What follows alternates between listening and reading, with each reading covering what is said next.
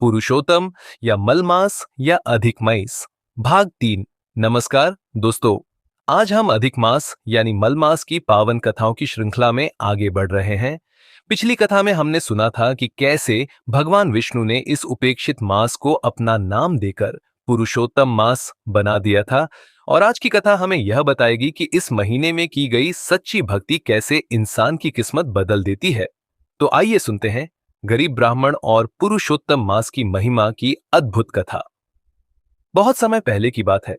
एक छोटे से गांव में एक गरीब ब्राह्मण अपनी पत्नी के साथ रहता था।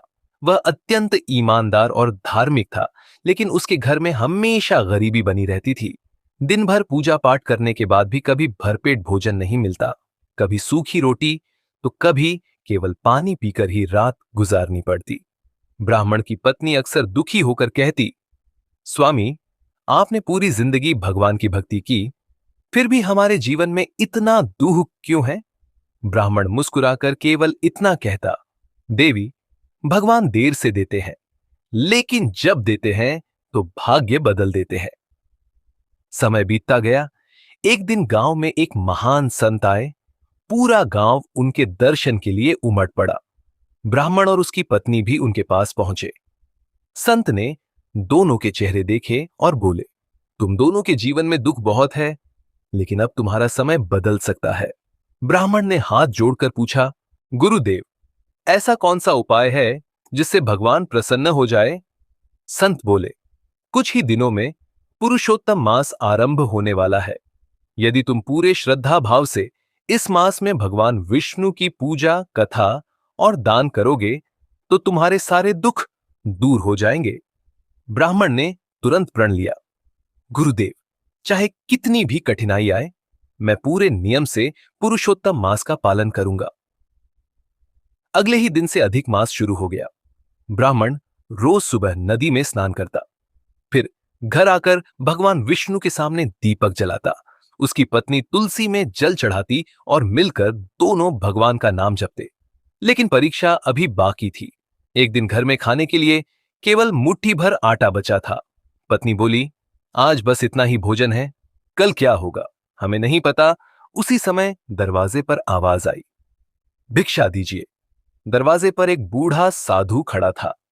पत्नी ने दुखी होकर ब्राह्मण की ओर देखा, क्योंकि घर में जो थोड़ा सा भोजन था वही उनका अंतिम सहारा था। लेकिन ब्राह्मण ने बिना सोचे वह सारा आटा साधु को दे दिया। पत्नी की आंखों में आंसू आ गए। अब हम क्या खाएंगे? ब्राह्मण शांत स्वर में बोला, जिस भगवान ने आज तक हमें जीवित रखा वही आगे भी रखेंगे। रात हो गई। दोनों भूखे ही भगवान का नाम लेते हुए सो गए। लेकिन आधी रात को अचानक उनके छोटे से घर में दिव्य प्रकाश फैल गया। दोनों घबराकर उठ बैठे। उन्होंने देखा, साक्षात भगवान विष्णु उनके सामने खड़े हैं, पीतांबर धारण किए, चारों हाथों में शंख, चक्र, गदा और पद्म लिए। दोनों तुरंत भगवान के चरणों में गिर पड़े। भगवान मुस्कुराए और बोले, हे ब्राह्मण, तुमने सच्चे मन से पुरुषोत्तम मास का पालन किया। तुमने अपने अंतिम अन्न का भी दान कर दिया। तुम्हारी भक्ति से मैं अत्यंत प्रसन्न हूं। इतना कहते ही भगवान ने अपना हाथ उठाया और देखते ही देखते टूटा हुआ घर महल जैसा चमकने लगा। खाली बर्तन अन्न से भर गए। घर में धन संपत्ति आ गई। ब्राह्मण और उसकी पत्नी की आंखों से आंसू बहने लगे।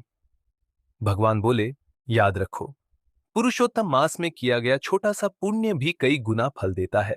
जो इस महीने श्रद्धा से मेरा स्मरण करता है, मैं स्वयं उसकी रक्षा करता हूं। इतना कहकर भगवान अंतर्ध्यान हो गए। अगली सुबह जब गांव वालों ने ब्राह्मण का बदला हुआ घर देखा तो सभी आश्चर्यचकित रह गए। ब्राह्मण ने सबको पुरुषोत्तम मास की महिमा बताई। धीरे धीरे पूरा गांव इस पवित्र मास में पूजा, कथा और दान करने लगा। और कहा जाता है, उस गांव में फिर कभी किसी को अन्न की कमी नहीं हुई। तो दोस्तों, इस कथा से हमें यही सीख मिलती है कि भगवान केवल धन नहीं देखते, वे सच्ची श्रद्धा और विश्वास देखते हैं। अगर मन में भक्ति हो तो भगवान किसी भी परिस्थिति को बदल सकते हैं। जय श्री हरि विष्णु, जय पुरुषोत्तम भगवान। अगर आपको यह कथा अच्छी लगी हो तो वीडियो को लाइक करें, कमेंट में जय श्री हरि अवश्य लिखें और ऐसी ही पावन कथाओं के लिए चैनल को सब्सक्राइब करना न भूलें।